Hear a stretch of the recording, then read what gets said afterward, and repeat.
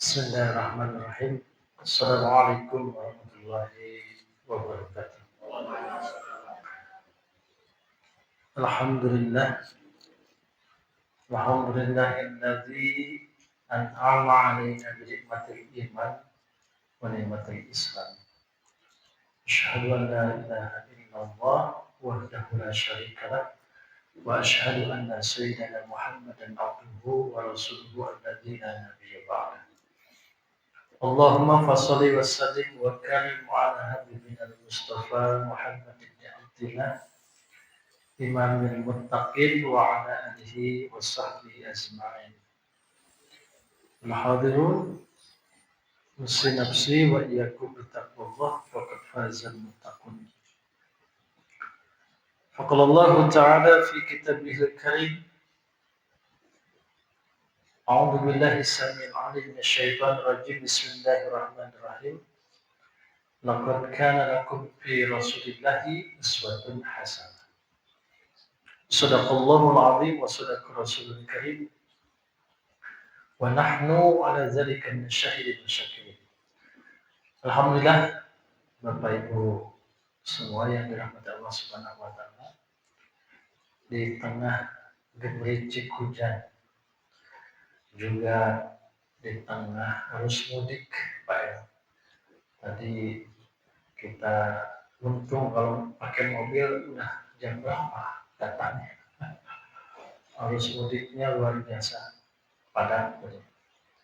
Alhamdulillah kita bisa berkumpul di sini, bermuajahat dalam rangka untuk insya Allah talab ilmu. Meskipun forum ini bukan forum yang luar biasa besar gitu ya, yang berdiri di depan, yang menjelaskannya bukan syekh, bukan ulama, begitu ya. Mungkin ilmunya juga yang disampaikan tidak seberapa, tapi mudah-mudahan setidaknya kita mendapatkan berkah majelis ilmu. Karena Allah Subhanahu wa taala melalui baginda Nabi sallallahu alaihi wasallam itu menyebutkan majelis seperti ini disebut dengan Raudatul Jannah. Ya. Itu apa? Halaqah zikir. Halaqah zikir itu perkumpulan yang di dalamnya mengingat Allah Subhanahu wa taala. Ya. Kata Nabi, bagaimana kalau kalian melihat taman-taman surga, maka mampirlah, datanglah, hadirlah, duduklah di sana, kira-kira begitu. Ketika ditanya apa itu taman surga, ini halaqah zikir, majelis ilmu seperti ini. Nah, jadi kita berada di taman surga, itu di sisi Allah Subhanahu wa taala. Ya, mudah-mudahan kita mendapatkan ridho dari Allah Subhanahu wa taala. Hadirin assalamualaikum warahmatullahi. Kita akan mempelajari salah satu bagian terpenting dari sakopah Islam, yaitu tentang sirah nabawiyah. Bapak Ibu mungkin sering mendapatkan materi sirah nabawiyah, ya, apakah secara keseluruhan atau bagian-bagiannya. Ya. Namun apa sih urgensitas? Apa sih pentingnya kita mempelajari sirah nabawiyah? Sirah nabawiyah itu kan perjalanan Rasulullah Muhammad SAW. Itu diceritakan mulai dari beliau lahir, bahkan menjelang kelahirannya, sampai beliau wafat. Nah, kita bisa lihat bagaimana rangkuman itu semua, meskipun kalau diceritakan dalam kitab yang rinci harus butuh berapa jilid, ya, tapi setidaknya ada rangkaian yang bisa kita ambil, ya, dari sana, sehingga kita bisa lihat ini arah hidup baginda Nabi Shallallahu Alaihi Wasallam kemana kan? Apakah hanya untuk memperbaiki dan goalsnya itu apakah untuk membuat pribadi yang baik toh atau tidak.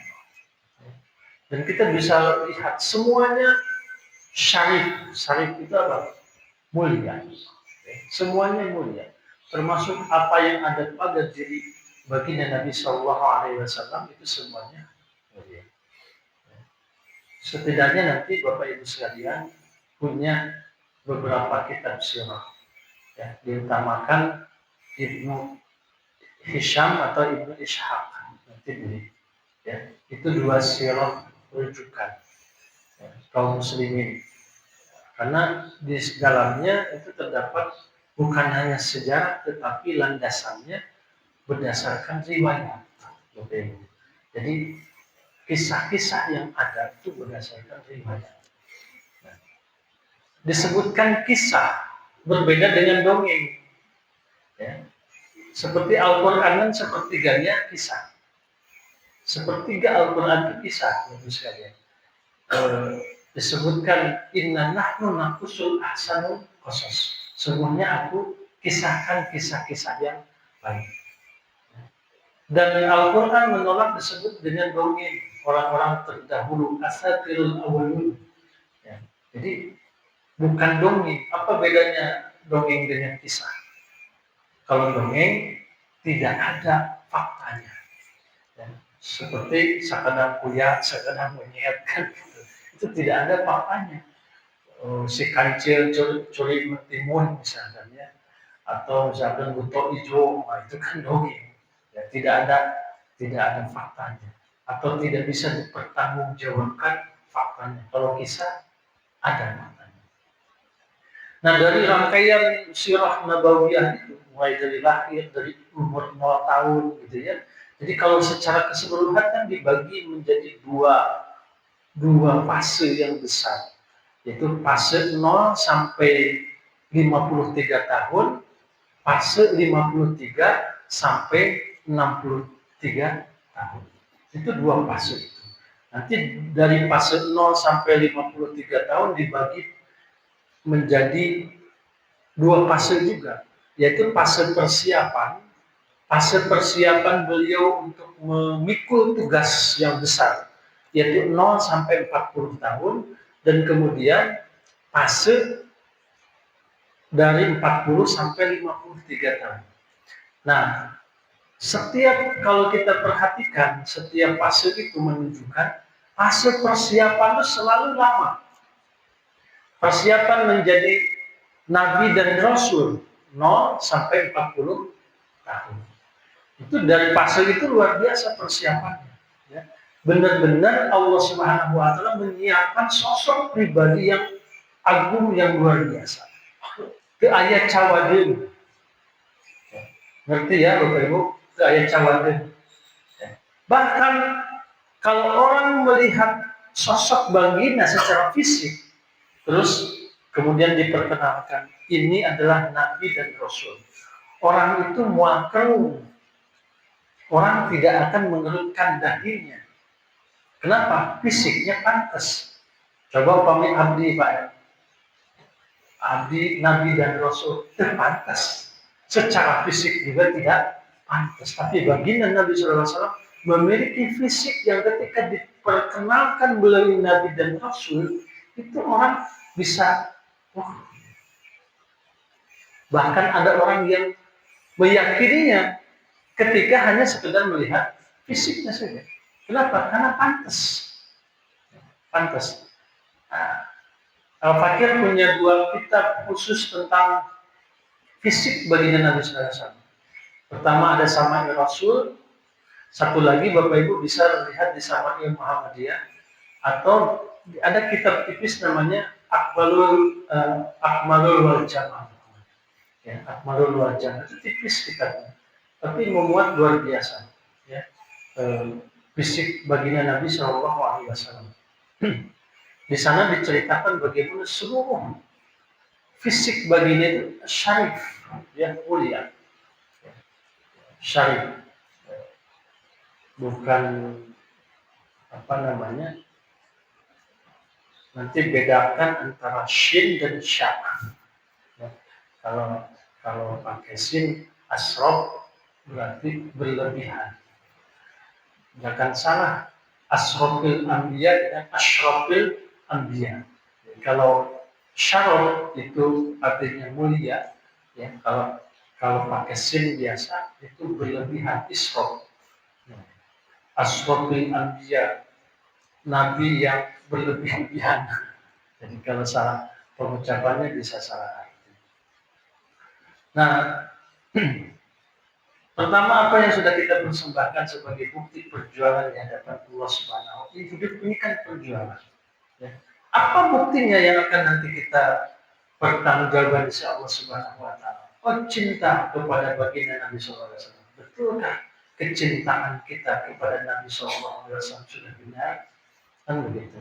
Jangan-jangan kita hanya cinta palsu. Ya. Apa bukti cinta palsu? Kalau kita mencintai seseorang yang tidak kita kenali, maka dipastikan cinta kita palsu. Misalkan Pak El punya anak laki-laki. Anaknya siapa Pak El? Akhtar An-Nabani. Oh, kalau An-Nabani harusnya beliau lahir di Palestina. Ada wilayah An-Nabani. Luar biasa karena di sana memang banyak para ulama. Akhtar, seorang akhtar teh, ayah, saya akan menikahi seseorang. Kamu mencintainya? Ya, saya mencintainya. Siapa namanya? Enggak tahu. Pernah ketemu? Enggak. Kok kamu kenal? Tidak. Kira-kira aneh tidak? Aneh. Kita cinta kepada baginda Nabi SAW ketika ditanya, ciri fisiknya gimana? Nggak tahu. Sifatnya gimana? Nggak tahu juga. Terus karakternya gimana? Nggak tahu juga. Ya, berarti cinta kita cinta palsu. Jangan sampai nanti di padang mahsyar orang mengenali baginda Nabi, kita tidak. Kenapa? Mana? Kenapa kita nggak pernah? Karena mungkin nggak pernah memahami atau setidaknya mendalami bagaimana ciri-ciri fisik baginda Nabi Shallallahu Alaihi Wasallam. Mulai dari ujung rambut sampai ujung kaki, kan begitu. Termasuk kekuatan fisik. Jadi dalam kitab Akmal wal Jamal itu Pak ya, di bab fisiknya Nabi itu diceritakan beliau ini kekuatannya luar biasa. Memang beragam para ulama menyebutnya. Nah, di kitab itu disebut arba'ina fil batsi wal jima'. Jadi kekuatan Nabi fisiknya itu setara dengan 40 orang fil batsi. Fil batsi itu apa? Al-batsu itulah perang yang sangat berkecamuk. Perang besar gitu, itu al-batsu. Itu kekuatannya 40 orang. Dan fil batsi wal jima'. Dan jima' Pak ya. Jadi kalau istri beliau banyak, sugema. Jadi kalau Pak ya fisiknya kurang bagus, jangan poligami Pak ya. Yang disimpan juga pakai. Kalau Rasul begitu Pak. Jadi memang fil batsi wal jima, kekuatannya 40 orang. Gitu ya. Nah, kita harus berpikir ulang Pak kalau mau poligami itu. Selain siap untuk dikorowot ya, nah, juga siap untuk nyugemakan gitu kira-kira. Ibu-ibu pura-pura nggak dengar saja ya untuk masalah ini. Makanya kalau perang berkecamuk Bapak Ibu semua, itu tempat berlindung itu baginda Nabi. Seperti di perang Uhud misalkan, di perang Uhud yang sedang berkecamuk luar biasa karena kesalahan sebut tidak fatal salahnya ya. Tapi ini fatalnya karena tidak taat kepada instruksi Nabi. Ya, yaitu apa? Para sniper, pemanah-pemanah yang ada di lereng-lereng Bukit Uhud itu nggak boleh turun kata Nabi sebelum dinyatakan perang ini selesai. Ya. Nah, setelah memukul mundur pasukan kafir Quraisy pada saat itu yang dipimpin oleh Khalid bin Walid, itu para pemanah melihat sudah selesai. Jadi mereka beristihad sendiri, turun akhirnya dari tempat, dari posnya itu. Nah, sebetulnya tidak melanggar fatal ya para sahabat ini, karena mereka beristihad sendiri, tapi itu salah. Ya, ternyata istihadnya salah. Disangkanya perang sudah selesai, karena ghanimah sudah mulai ada yang ngambil, ya itu pertanda selesai. Sebetulnya bukan kemarin, ya, bukan ingin dunia saja sahabat itu, karena sudah selesai masalah itu di tengah sahabat. Tapi mereka menganggap pertempuran sudah selesai. Akhirnya turun. Nah, kondisi inilah yang dimanfaatkan oleh Khalid bin Walid yang waktu itu belum masuk Islam. Dia putar balik berbeda. Putar balik menghantam pasukan kaum muslim yang tidak sedang siap. Kalau ada pasukan panah, ada Khalid bin Walid putar balik bisa dihadang oleh pasukan sniper. Ini tidak ada. Makanya tidak boleh ada pos kosong dalam tugas-tugas kita. Dalam takmir masjid tidak boleh ada pos kosong. Kenapa? Itu bahaya. Ya, itu dari hikmah perang Uhud. Turun, itu digempur, diputar balik oleh Khalid bin Walid. Akhirnya kondisinya kocar-kacir kaum muslimin, yang tertinggal hanya beberapa sahabat dan baginda Nabi Shallallahu Alaihi Wasallam. Mereka berkumpul tengah-tengah baginda Nabi karena mereka tahu yang paling kuat fisiknya di antara mereka adalah baginda Rasul Shallallahu Alaihi Wasallam. Nah, selain itu ada Sayyidina Ali bin Abi Thalib, itu fisiknya kuat. Ya. Buktinya apa? Buktinya adalah pintu Khaybar itu dipakai untuk tameng. Ya, kebayang, pintu ini juga kan kalau dipakai tameng kita kerepotan sekali. Ini pintu Khaybar, ya, yang kebayang itu pintunya besar sekali, bahkan bisa dipakai untuk jembatan orang melintas. Dan ketika dipasang oleh 7 orang susah. Ini dipakai tameng oleh Sayyidina Ali. Ya. Itu fisiknya luar biasa, makanya diserahin Zulfikar, ya, pedang yang bermata dua yang sangat berat, ya, itu diserahkan, diwariskan oleh baginda Rasulullah kepada Sayyidina Ali. Nah, itu fisik Nabi seperti itu, ya, dan itu kita bisa lihat di kisah-kisah yang ditulis oleh para ahli ulama dan kitab-kitab muktabar yang bisa kita baca. Nah, pertama, dari apa yang dilakukan oleh baginda Nabi SAW kemudian diteruskan menjadi sebuah peradaban Islam yang sangat luar biasa. Ya. Barat itu mengakui sebetulnya. Ya. Barat mengakui tentang hebatnya peradaban Islam yang pernah ada di muka bumi ini. Peradaban Islam merupakan peradaban terbesar di dunia. Peradaban Islam sanggup menciptakan negara adidaya dunia, superstate. Kalau sekarang negara adidaya itu kan Amerika, mau tidak mau kita akui itu.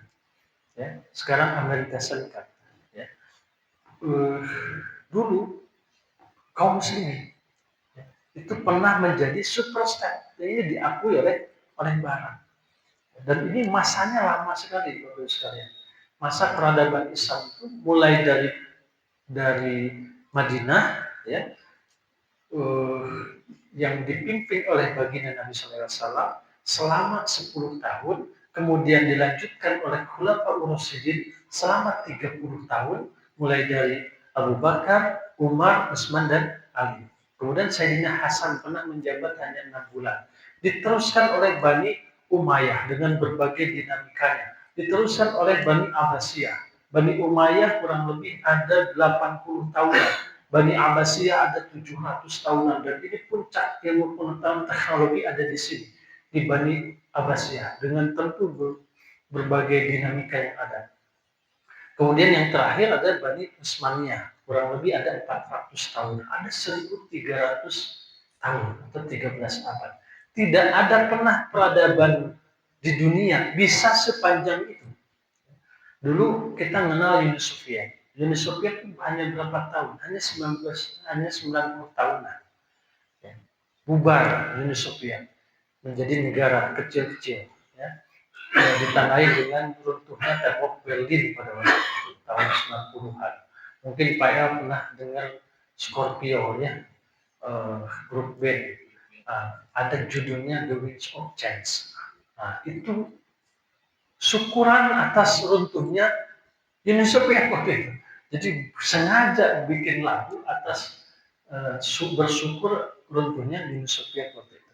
Itu 90 tahun. Sekarang kapitalisme itu tidak sampai 100 tahun sudah mulai limbung, sudah mulai luar biasa hancurnya kan gitu. Karena peradaban selain Islam semakin diterapkan semakin akan menuju kepada kehancuran manusia, tidak bisa melestarikan. Berbeda dengan peradaban Islam, semakin diterapkan semakin kuat, semakin dijauhi semakin hancur.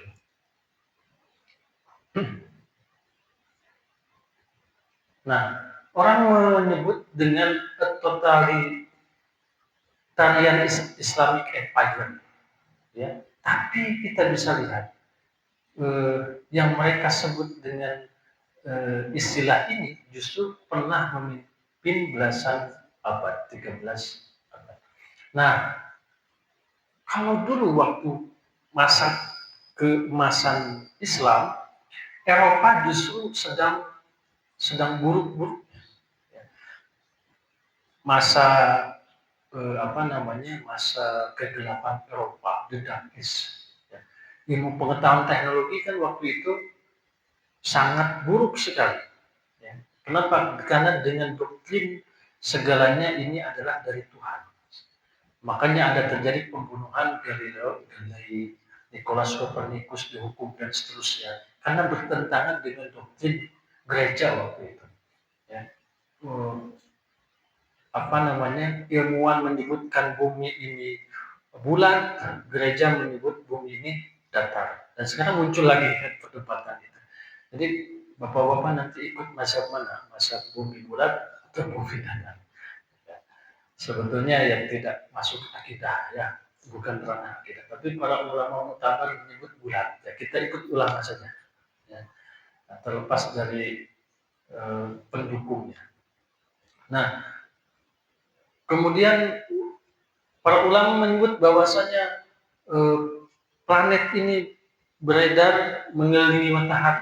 Nah, kata kerajaan tidak begitu. Nah, itu yang berseberangan ilmu pengetahuan teknologi itu dibungkam sehingga tidak maju. Ya. Kaum muslimin sementara itu sudah bicara tentang astronomi. Ya. Ngitung bagaimana meru'yah, ngitung bagaimana bulan, bintang dan seterusnya. Ya. Itu kaum muslimin sudah bicara tentang astronomi, Eropa masih berkutat dengan astrologi. Astrologi itu apa? Perdukunan. Ya, jadi kalau masalah-masalah apapun termasuk kesehatan datangi ke dukun. Kalau kaum muslimin sudah punya perguruan tinggi, rumah sakit, dokter dan seterusnya. Nah, Eropa waktu itu bahkan kasarnya cebok juga nggak bisa waktu itu. Eropa saking joroknya waktu itu. Apa buktinya? Mereka kalau buang air itu di mana saja, Pak. Bahkan ada itu yang penelitian katanya sepatu high heel itu diciptakan untuk menghindari kotoran-kotoran yang ada. Ya, waktu itu zaman Eropa. Kaum muslimin sudah ada pembahasan tentang istinja, istibrok, ya, dan seterusnya. Nah, bagaimana cebok dengan baik secara fikih. Orang Eropa jorok. Nah itu dulu bahkan menjadi pusat trendsetter dunia waktu itu. Jadi kalau orang belum sekolah di negeri kaum muslimin belum keren. Kalau sekarang kan kebalik. Orang kalau sekolah di Harvard University, Oxford University keren. Karena memang pusat peradaban ada di mereka. Ya, kalau dulu orang keren kalau sudah sekolah di Baghdad, ya, di Cordova dan seterusnya. Ya, itu sudah keren. Bahkan cara pakaian dunia itu mengikuti trendsetter di negeri kaum muslimin. Ya, karena memang waktu itu kaum muslimin menjadi negara adidaya. Jadi pusat segalanya ada di tengah-tengah kaum muslimin. Nah, hadirin Assalamualaikum. Nah, ini tujuan bernegara yang dibangun oleh baginda Nabi SAW dan peradaban yang dulu pernah ada di tanah kaum muslimin. Jaminan kesejahteraan masyarakat, pelindungan keamanan warganya, kecerdasan rakyat, persatuan dan seterusnya. Ini jaminan-jaminan dan tujuan-tujuan yang ada di peradaban Islam. Nah, semuanya dapat kita refleksikan dengan mempelajari sirah nabawiyah. Jadi ini blueprintnya. Ya. Sirah nabawiyah ini blueprint atau skenario yang mesti kita ikuti. Jadi Bapak Ibu sekalian, nanti sesekali baca kitab Bidayah wa Nihayah karangan Imam Ibnu Katsir. Bidayah itu permulaan, Nihayah itu akhir. Jadi ada 2 jilid itu. Nah, itu skenario dunia yang ada, yang terjadi, itu kita bisa lihat. Termasuk kalau sekarang mungkin ujian citasnya membahas kitab atau mempelajari kitab bab nihayah ya, Pak El. Di akhir zaman itu akan ada apa saja. Al-fitan atau fitnah-fitnah yang akan terjadi di akhir zaman itu ada dijelaskan di kitab Bidayah wa Nihayah, di bab nihayahnya. Karya Imam Ibnu Katsir.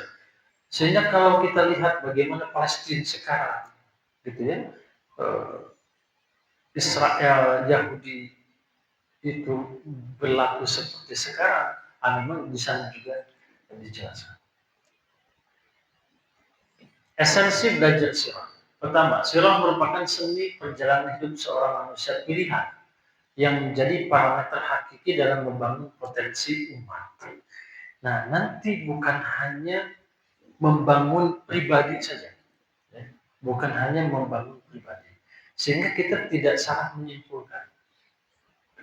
Kadang begini, disebutkan Rasul itu selain beliau Nabi dan Rasul, kepala negara, politikus dan seterusnya, beliau adalah pengusaha hebat.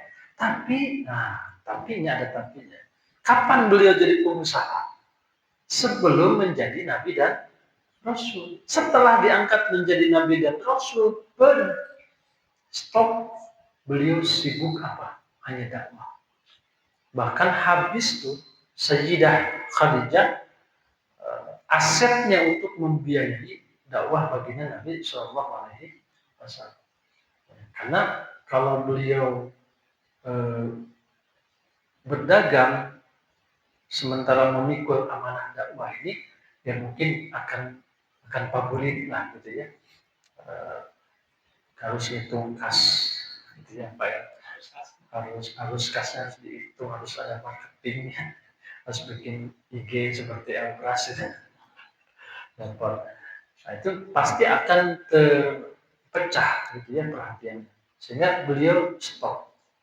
Meskipun cara berdagang beliau bisa kita adopsi kan gitu ya. Cara berdagang beliau bisa kita adopsi dengan cara kekinian tentunya ya.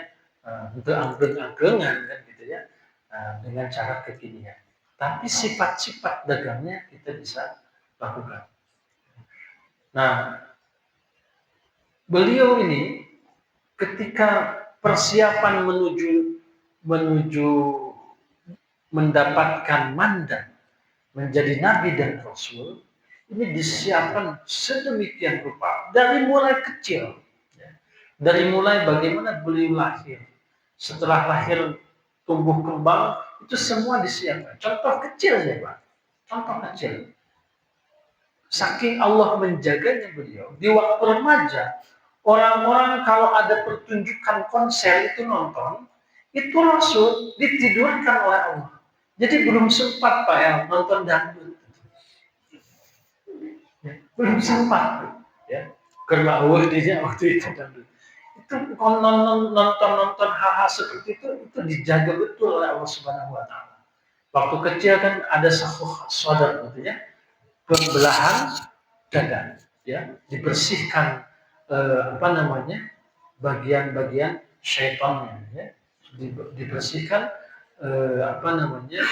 hatinya, sehingga apa? Hatinya selalu bersih. Beda dengan kita, karena kita nggak pernah dibersihkan oleh malaikat Jibril, yang kadang-kadang banyak hasadnya, banyak buruk sangkanya kepada orang lain, Bapak Ibu. Ya, karena ya namanya juga kita ini bukan nabi dan rasul, ya. Hati kita kadang-kadang penuh dengan kotoran-kotoran yang tidak bisa kadang-kadang melihat sisi baik seseorang itu susah, dan ini perlu riyadhah, ya, perlu latihan. Bagaimana latihannya? Ketika kita melihat sisi buruk orang, putar lagi, balikan lagi. Oh, ini nggak boleh. Gitu ya. Muncul lagi perasaan melihat sisi buruk orang lain, balikan lagi, nggak boleh. Jadi harus begitu, ya, riyadhahnya begitu. Ya. Kenapa? Karena kalau tidak begitu, kita akan menjadi pribadi yang penuh dengan hasad. Bagaimana hasad itu? Di mata orang hasad itu, orang lain itu salah semua. Misalkan Pak L jadi DKM. Padahal itu bukan keburukannya, tapi di mata orang bisa jadi, ada maunya ini. Lihatnya buruk kan. Ya. Orang datang ke masjid misalkan, orang nggak pernah datang ke masjid terus ke masjid. Padahal itu kebaikan, tapi di mata orang hasad, ini ada apa nih ke masjid? Kayaknya hidupnya sedang susah, dia ke masjid. Nah itu kalau kita punya pikiran-pikiran seperti itu namanya kita memupuk hasad kepada orang lain, karena tidak bisa menilai sisi baik pada diri orang lain, dan itu harus riyadhah, harus di apa namanya dilatih, gitu ya, dikembalikan lagi on the track lagi, on the track lagi. Ini baru mukadimah Pak El, ya, ini baru satu nih slide-nya. Ya. Nah ini kekurangan saya itu kadang-kadang tidak ikut ini skenario PowerPoint. Ya. Ini masih ada banyak slide sampai bisa memang, ya. Tidak apa-apa. Jadi nanti kalau ada kesempatan lagi kita akan sambung lagi. Apalagi kalau kita membahas sirah secara keseluruhan, itu seumur hidup kita mungkin nggak selesai, Pak. Ya, dalam arti pembahasannya dulu di sini kan ada kajian apa, hadis Imam Nawawi itu, ya di Sholihin, itu ada 1856 hadis kan, ya. Jadi kalau Bapak Ibu benar-benar mengkaji itu dari hadis pertama sampai hadis ke 1856, ya, itu butuh berapa tahun, gitu, lama sekali. Ya. Kitabnya belum khatam, umur kita yang khatam duluan. Kalau kita kaji satu persatu, ya, semuanya misalkan salahnya. Artinya apa? Memang ngaji itu dulu zaman, ngaji itu panjang waktunya, ya. Tapi Allah itu tidak menuntut kita semua bisa itu, ya. Apalagi kalau kita mengkaji kitab-kitab tulas yang ditulis oleh para alim ulama, ya. Imam Jalaluddin As-Suyuti itu hampir menyamai kitab yang ditulis oleh Mama Gufron. Ya, Mama Gufron itu ada 500 buku, gitu ya. Nah, ini Imam Jalaluddin As-Suyuti itu bisa sampai 400 buku beliau tulis. Jadi masih bagusan buku. Ya.